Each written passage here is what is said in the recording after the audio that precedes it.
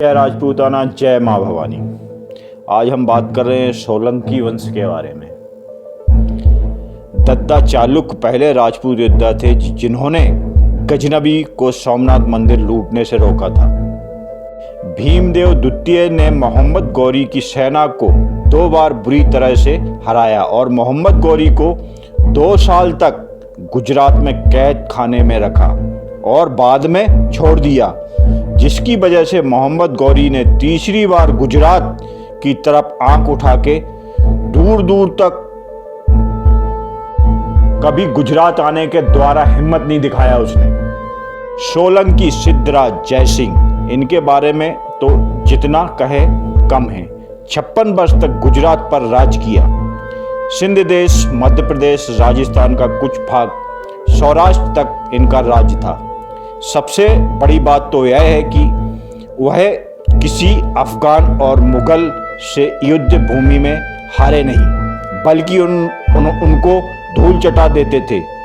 सिद्धराज जयसिंह और कुंवरपाल ने व्यापार के नए नए तरीके खोजे, जिसमें गुजरात और राजस्थान की आर्थिक स्थितियां सुधर गईं, गरीबों को काम मिलने लगा और सब को काम की वजह से उनके घर की परिस्थितियां सुधर गईं। पुलकेशी महाराष्ट्र, कर्नाटक, आंध्र प्रदेश तक उनका राज्य था।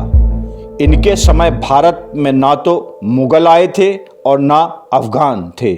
उस समय राजपूत राजा आपस में लड़ाई करते थे अपना राज्य बढ़ाने के लिए। किल्लनदेव सोलंकी, डोटा टोंक, इन्होंने दिल्ली पर हमला कर बादशाह की सारी बेगमों को उठाकर टोंक के नीच जातियों के लोगों को बांट दिया, क्योंकि दिल्ली का सुल्तान बेगुनाह हिंदुओं को मारकर उनकी बीबी, बेटियों, बहुओं को उठाकर ले जाता था। उनका राज टोंक, धर्मराज, दही, इंदौर, मालवा तक फैला हुआ था। मांडलगढ़ के बल्लू दादा ने अकेले ही अकबर के 2 खास ख्वाजा अब्दुल माजिद और अशरफ खान की सेना का डटकर मुकाबला किया और मौत के घाट उतार दिया। हल्दी घाटी में महाराणा प्रताप के साथ युद्ध में काम आए बल्लू दादा के बाद उनके पुत्र नंदराय ने मांडलगढ़, मेवाड़ की कमान अपने हाथों में ली। उन्होंने मांडलगढ़ की बहुत अच्छी तरह देखभाल की, लेकिन इनके समय महाराणा प्रताप जंगलों में जीवन गुजार रहे थे और अकबर के सेनापति और अकबर ने मिलकर मांडलगढ़ पर हमला कर दिया और सभी सोलंकियों ने उनका मुकाबला किया और लड़ते हुए वीरगति को प्राप्त हुए। पक्षराज सोलंकी, उन्होंने गो हत्यारों को अकेले ही बिना सैन्य बल के लड़ते हुए धड़ काटने के बाद भी 32 किलोमीटर तक लड़ते हुए अपने घोड़े पर और गाय चोरों को एक भी गाय नहीं ले जाने दी और सब को मौत के घाट उतारकर अंत में वीरगति को प्राप्त हो गई, जिनकी वजह से आज भी गुजरात की जनता इनकी पूजती है और राधनपुर, पालनपुर में इनका एक मंदिर भी बनाया हुआ है।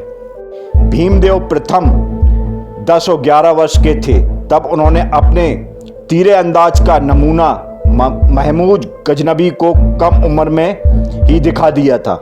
महमूद गजनबी को कोई घायल नहीं कर पाया, लेकिन उन्होंने दद्दा चालुक्य की भतीजी शोभला चालुक्य शोभा के साथ मिलकर महमूद गजनबी को घायल कर दिया और वापस गजनबी अफगान पाकिस्तान जाने पर विवश कर दिया, जिसके कारण गजनबी को सोमनाथ मंदिर लूटने का विचार बदल कर वापस अफगानिस्तान जाना पड़ा। कुमारपाल, उन्होंने जैन धर्म की स्थापना की और जैनों का साथ दिया। गुजरात और राजस्थान के व्यापारियों को उन्होंने व्यापार करने के लिए नए नए तरीके बताए और वो तरीके राजस्थान के राजाओं को भी बेहद पसंद आए और इससे दोनों राज्यों की शक्ति और मनोबल और बढ़ गया और गुजरात, राजस्थान की जनता को काम मिलने के लगे, जिससे उनके घरों का गुजारा होने लगा। राव सुल्तान के समय मांडू सुल्तान ने डोडा पर अधिकार कर लिया। तब बदनौर मेवाड़ की जागीर मिली। राणा रायमल उस समय मेवाड़ के उत्तराधिकारी थे। राव सुल्तान की बेटी ने शर्त रखी है, उसी राजपूत से शादी करूंगी जो मुझे मेरे जन्म भूमि डोटा दिलाएगा।